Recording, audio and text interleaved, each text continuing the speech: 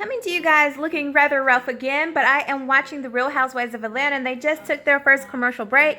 So basically, the first part started off with them basically where it ended last week, which was them talking about Portia and her anger management. Do they think that Portia has an anger management problem and things like that?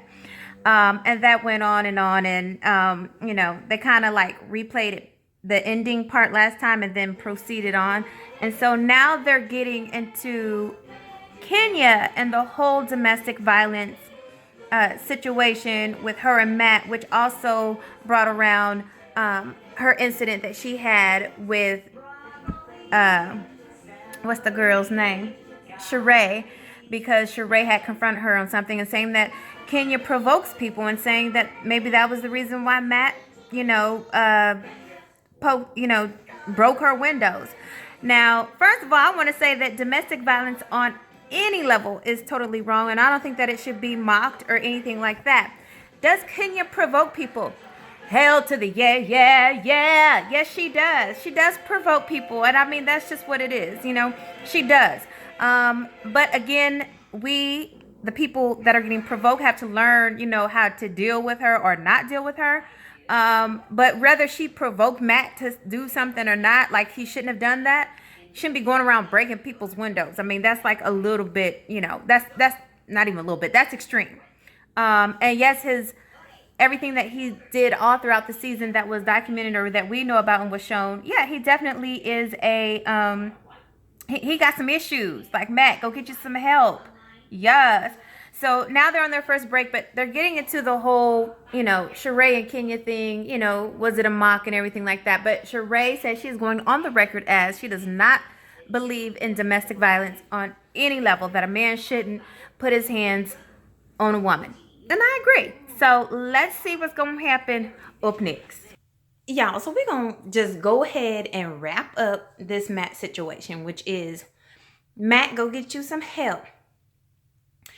Moving on. So we back from the commercial. Oh, and by the way, Kenya, if you got a new boo, congratulations to you. Get you a new boo, be happy, and move on from Matt, because he cray.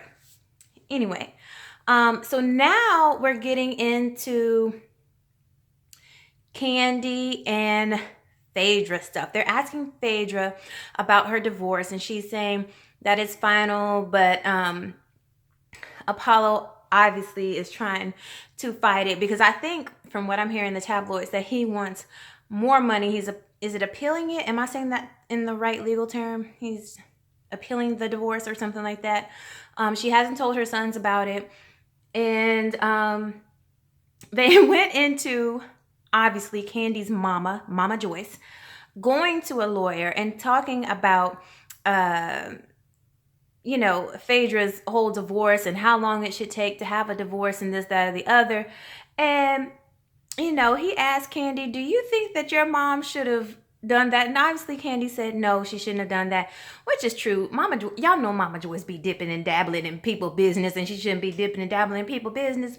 But we also know that Phaedra, let's just keep it real. From the very beginning, when Phaedra was on the show, she didn't even know how many months pregnant she was. She didn't know anything. So I understand why the ladies, or whoever, in this case Kandi, is like, you can't trust her. She don't know certain things. She didn't even know when her baby was born, all this other stuff, trying to hide facts, always trying to hide things. So, Andy asked her, why are you so why are you so secretive? So, hey. Hello. Okay. Why are you so secretive about who you, date and things like that? Hey, and so, Phaedra's like, I'm not secretive, but I want to know why Andy didn't hook her up with a man. And why is Shamar Moore all up on Phaedra? But, that's not my business. But, I be hearing stuff in the street. So be it. So anyway, that's it for now. I think it's about to get really juicy, though, because her and Kandi are going back and forth, and she's, Candy's saying that Phaedra's a hater. She's the reason why that guy. All right. That's what I'm saying. All right. You think Candy's a hater? No, is Kandi a hater? She is. Candy's a hater. Is Phaedra a hater? And Phaedra hate. So you think they both hate? Okay. Well, no, they hate. They both hating on each other. Okay.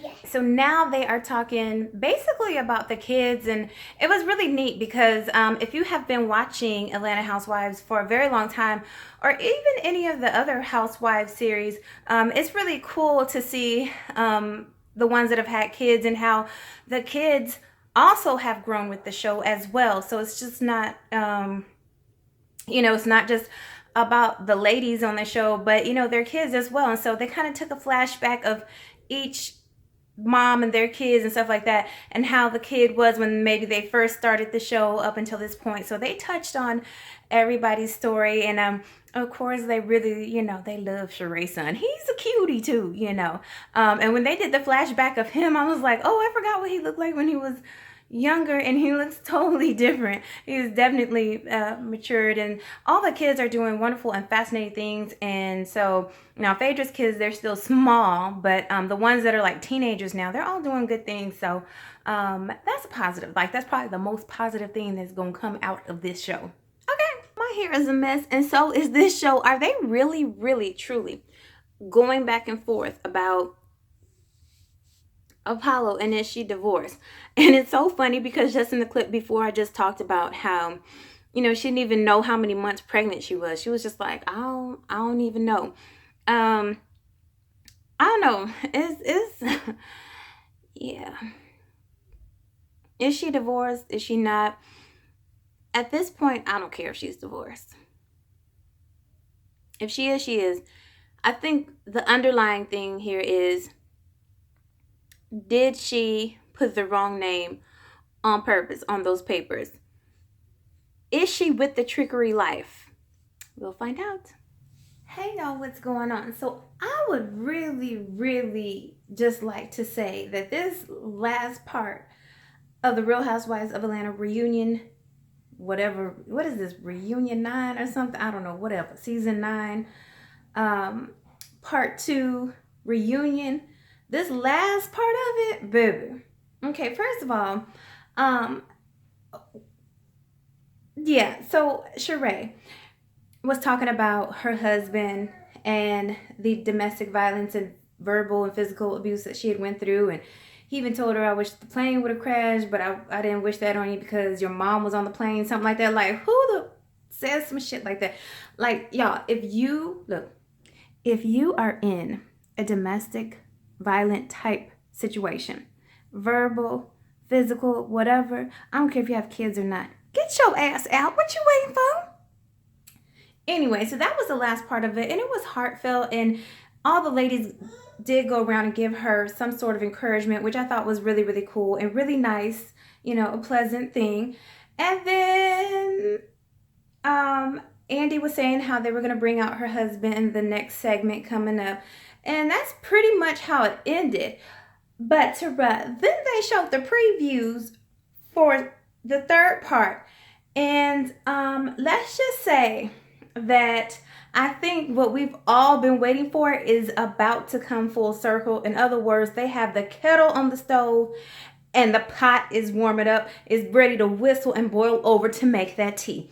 Yes, they're going to start discussing everything that went down, because in this next preview for the next episode, part 3, they're talking basically about Kandi and Portia and all this, and they're going back and forth, and how Phaedra has said, she did that little, I'm holding my camera so I can't, she did that little sign, saying that that Kandi and the old girl and Todd was fooling around, all this other stuff. So the whole thing was, if y'all remember from before the reunion even started, like some of the previews was basically how maybe Phaedra had sent fake legal documents to Portia to keep her from saying anything, yada, yada, yada. But supposedly it was from Kandi, but I think we're going to find out it's from from Phaedra. But what's funny is this, y'all. Let me tell y'all what's really funny. What's really funny is that on this particular preview, it comes out, like they spill some of the tea, that what actually happened was that Phaedra was the one who told Portia that Todd and Kandi had planned on basically poisoning her drink. So I guess they could do whatever they wanted to do. Who does that? Who does that? So next episode is definitely going to be hot. And at the end of this episode, it was really touching. Like, I had like a corner of a tear, like right here. Kenya did go up to Sheree and they talked and they hugged, and she said that she was proud of Sheree and everything like that. So it ended on a good note, and I'm glad that Sheree got out all her stuff about, well, not all, but you know, as far as what we know, you know, Bob's gonna be on the next segment or whatever part. But I'm glad that Sheree is talking them out, and I hope that she does talk to her kids about it, especially her daughters. And even Cairo, is that his name, Cairo, her son, letting him know that it's not all right to abuse a woman or anything like that. So I think that she should talk more and open up more, and maybe even seek some counseling. I don't know. What do you guys think about that? Do you think she should seek some counseling? But next show, I'm ready, because basically they didn't let it out the bag that Phaedra is going to be the one who told, like, because think about it. I was thinking about it too. Who told Portia? How did Portia know that they planned on poisoning her or doing all this and raping her and all this other kind of stuff? Because Phaedra told Portia. That's what I'm seeing. That's what's gonna pop off. So I can't wait till next week, and I will see y'all then. I had to put my hair up for this when it got kind of hot. I was like, what? Real tea, bitch.